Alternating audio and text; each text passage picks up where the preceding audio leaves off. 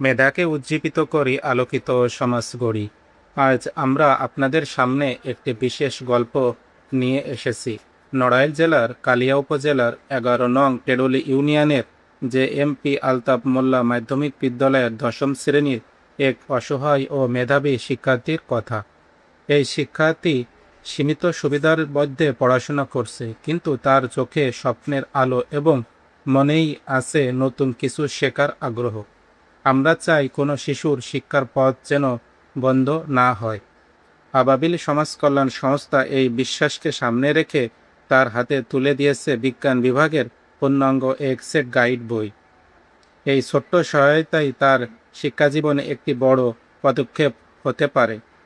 আজকের এই সহায়তা হয়তো আজ তার মুখে হাসি ফুটিয়েছে, কিন্তু আগামী দিনে তা হতে পারে একটি জাতির পরিবর্তনের বীজ।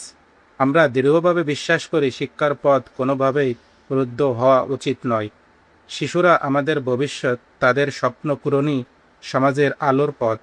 আপনাদের হাত ধরেই এগোচ্ছে অনেক স্বপ্ন।